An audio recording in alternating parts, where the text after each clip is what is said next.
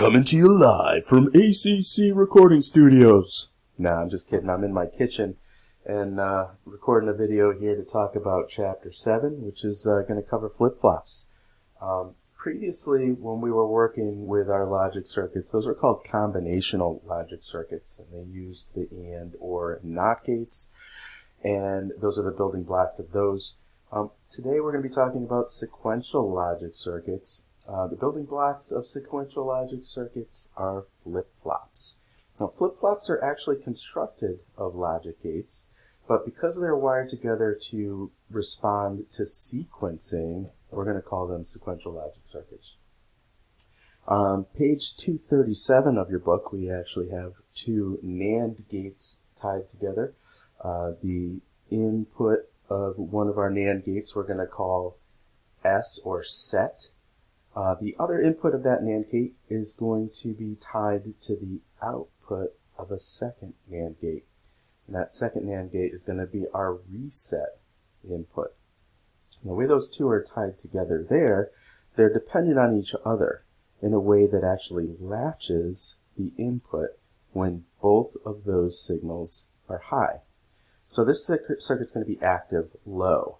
If I put a low signal at that S, something different's going to happen than if I put a low signal at R. And we're going to see here on screen, I have this wired together. Actually, here are my NAND gates. And you can see that the input of one NAND gate is tied to the output of the other, and vice versa. So this input is tied to this output. And I have my set and reset buttons here on either input. So input 1A is going to be my set, and input 2B is going to be my reset. You can see that I've put these buttons through an inverter because, as I said before, we're active low to make this thing work. So when I start our simulation right now and I hit my set, you can see that Q is now high and Q naught is going to be low. These two are going to always be complementary to each other. So when one is high, the other one is always going to be the opposite of that. We call that complementary. You notice that when I hit that set button, I let it go, and we now are generating a high signal on that pin, but we still kept my Q high. It's not until I hit my reset button over here that things switch back up again. So when I set a low on reset, then it sets the Q to low and the Q naught to high. And that'll stay like that indefinitely until I hit the set button again.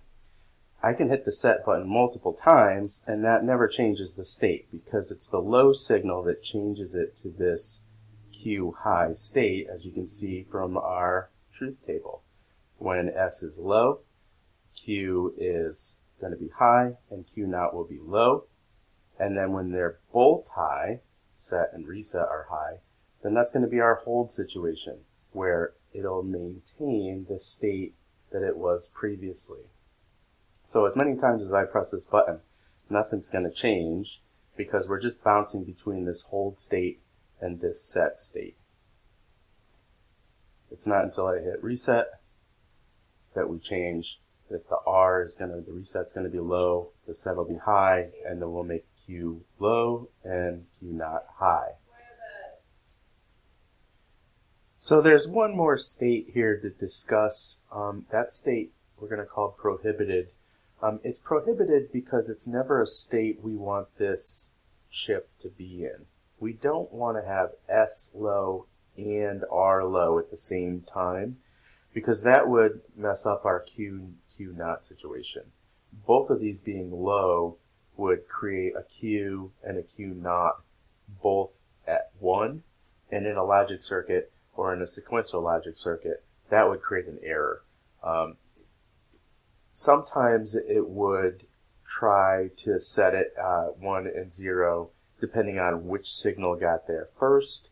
Sometimes it gives the 1 and the 1 at exactly the same time, and that would create an error that we don't want to see as we move on to more complex circuits. So far we've called this thing a flip-flop. We've called it a latch because it remembers the state that was previously entered in. We can also call this a multi-vibrator. This one is actually a bistable multi-vibrator. There's two states that it could be stable in, either the Q low state like this or the Q high state like this, where it's flipping back and forth between those two states, makes it bistable.